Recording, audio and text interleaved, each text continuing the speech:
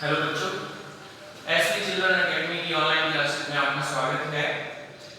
आज हम केमिस्ट्री के ही एक और नए टॉपिक के बारे में डिस्कस करेंगे। तो जैसा कि आपको पता है कि हमने पिछले वीडियो में विलयन की परिभाषा और उसके प्रकार के बारे में पढ़ा था और हमने वर्गीकरण पढ़ा था विलयन का कि विलयन कितने प्रकार के होते हैं। तो मैं आपको थोड़ा ब्रीफ में बता देता हूं कि विलयन जो है नॉर्मली हमने पढ़ा था 3 प्रकार के होते हैं, संतृप्त विलयन, असंतृप्त विलयन और अतिसंतृप्त विलयन।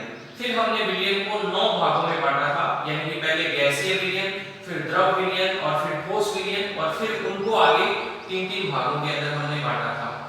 तो आज हम बात करेंगे विलयन की सांद्रताओं के बारे में। तो देखिए आज का जो हमारा टॉपिक है वो है सांद्रता का मापन। ठीक है, तो सांद्रता का मापन जो है वो क्या होता है। सबसे पहले तो हमें ये पता होना चाहिए कि सांद्रता होती क्या है। जो विलयन बनेगा आपको पता है कि वो विलायक और विलेय को मिलाकर बनता है। तो विलायक के अंदर विलेय की जो मात्रा है उस मात्रा को हम ज्ञात करने के लिए सांद्रता का मापन करते हैं। तो देखिए सांद्रता क्या होती है। अगर मैं सांद्रता की बात करूं तो देखिए विलायक की निश्चित मात्रा में घुली हुई विलेय की मात्रा।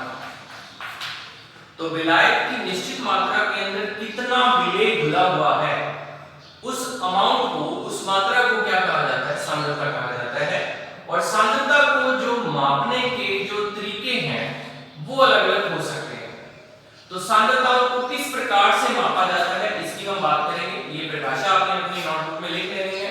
तो मैं सबसे पहले सांद्रता को मापने के कुछ प्रकार आपको बता रहा हूं कि किस प्रकार से सांद्रता का मापन किया जा सकता है।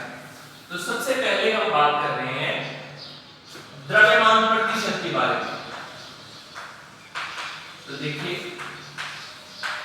द्रव्यमान प्रतिशत क्या होता है। द्रव्यमान प्रतिशत क्या होता है, ये बिल्कुल सिंपल सा टॉपिक है। तो देखिए द्रव्यमान प्रतिशत क्या है। मान लिया कि 100 ग्राम विलायक है और उसके अंदर 20 ग्राम विलेय मिला हुआ है। ठीक है, अब देखिए ये विलायक जो है इसका जो द्रव्यमान है हमने ग्राम में लिखा हुआ है, ग्राम, और ये भी किसमें है, ग्राम में है। तो जब द्रव्यमान में द्रव्यमान घुला हुआ हो, यानी कि ग्राम में ग्राम घुला हुआ हो, किलो में किलो घुला हुआ हो, तो फिर हम बात करते हैं द्रव्यमान प्रतिशत की, क्योंकि दोनों जो इकाइयां हैं वो किसमें ली गई हैं, द्रव्यमान में ली गई है। तो इसलिए यहां पर द्रव्यमान प्रतिशत ज्ञात किया जाता है। तो देखिए द्रव्यमान प्रतिशत कैसे ज्ञात करेंगे। माना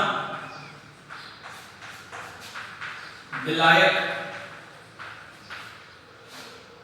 का द्रव्यमान W 1 ग्राम है और विलेय का द्रव्यमान जो है W 20 ग्राम है।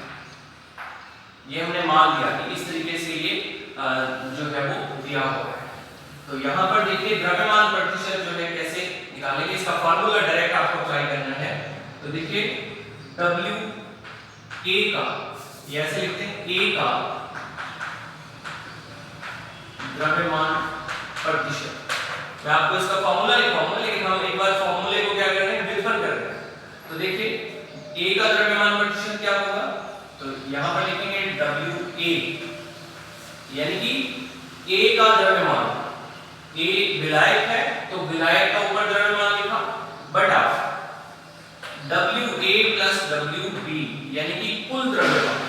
इन दोनों को मिलाकर जो द्रव्यमान हुआ वो गुना 100, यानी कि क्या कर रहे हैं हम कि भाई हमने प्रतिशत निकालना है, इसलिए हम 100 से मल्टीप्लाई कर देंगे, तो ये WA upon WB WA upon WA plus WB into 100। तो ये इस प्रकार से हम A का द्रव्यमान प्रतिशत ज्ञात कर सकते हैं। अब देखिए यहां पर B का द्रव्यमान प्रतिशत, तो देखिए ये हो जाएगा WB, मतलब जिसका द्रव्यमान प्रतिशत निकालना है उसको हम ऊपर रखेंगे, तो WB upon WA plus WB into 100। इस तरीके से हम इसको कैलकुलेट कर लेंगे। तो अब देखिए कि फार्मूला क्या बन गया। अब इन दोनों के बेसिस पर हम ये देखते हैं कि फार्मूला क्या बना है। तो देखिए फार्मूला क्या बनेगा, द्रव्यमान प्रतिशत इज इक्वल टू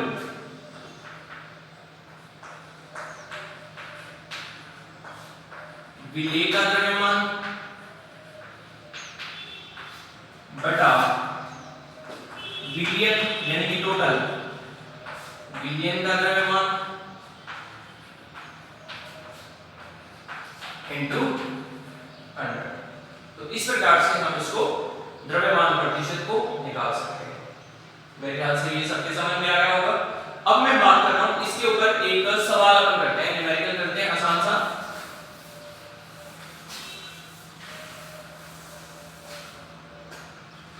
और वो न्यूमेरिकल ये है, यदि 20 ग्राम शर्करा है, चीनी है, और उस 20 ग्राम चीनी को 80 ग्राम जल में घोला गया। 20 ग्राम चीनी है, उसको 80 ग्राम जल में घोल दिया जाता है। तो अब हमने चीनी का द्रव्यमान प्रतिशत निकाला, तो कैसे निकालेंगे देखिए, शर्करा का द्रव्यमान प्रतिशत इज इक्वल टू, तो ऊपर हम किसका भाग लिखते हैं, जिसका द्रव्यमान प्रतिशत निकालना होता है उसका। तो शर्करा का द्रव्यमान कितना है, 20 है, अपॉन अब टोटल कितना है, तो 20 प्लस 80 20 प्लस 80 और गुना क्या हो जाएगा, 100 हो जाएगा। यहां देखिए 20 बटा 100 इंटू 100, तो 100 से 100 कैंसिल हो जाएगा और रह क्या जाएगा, 20% रह जाएगा। तो इस प्रकार से हमने इसका शर्करा का द्रव्यमान प्रतिशत निकाल दिया। तो ये आपको इस तरीके से द्रव्यमान प्रतिशत निकालना है। अब द्रव्यमान प्रतिशत के बाद जो दूसरा प्रकार है सांद्रता के मापन का, वो ये है आयतन प्रतिशत। आयतन प्रतिशत, तो आयतन प्रतिशत में क्या है, फार्मूला तो सेम ही है, लेकिन द्रव्यमान की जगह अब क्या होगा, आयतन होगा। जैसे एग्जांपल, जैसे 15 ml एल्कोहल घुला हुआ है 100 ml जल में। 15 ml एल्कोहल जो है कितने ml में घुला हुआ है, 100 ml में। तो यहां ये एक चीज देखिए कि ml जो है यहां ग्राम नहीं है, ml है, मिलीलीटर है। तो इसका मतलब ये हुआ कि अब द्रव्यमान की बात नहीं की जाएगी, अब हम बात करेंगे आयतन की। तो मैं डायरेक्ट यहां पर फार्मूला लिख रहा हूं, तो देखिए क्या होगा, आयतन प्रतिशत बराबर क्या हो जाएगा, विलेय का आयतन बटा कुल आयतन इनटू क्या हो जाएगा, 100 हो जाएगा। तो इस तरीके से हम क्या ज्ञात कर लेंगे, आयतन प्रतिशत ज्ञात कर लेंगे। तो ये बहुत ही आसान है। अब देखिए अपने इसके ऊपर एक सवाल करते हैं। तो न्यूमेरिकल है हमारा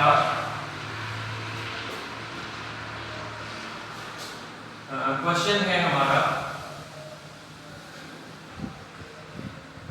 15 ml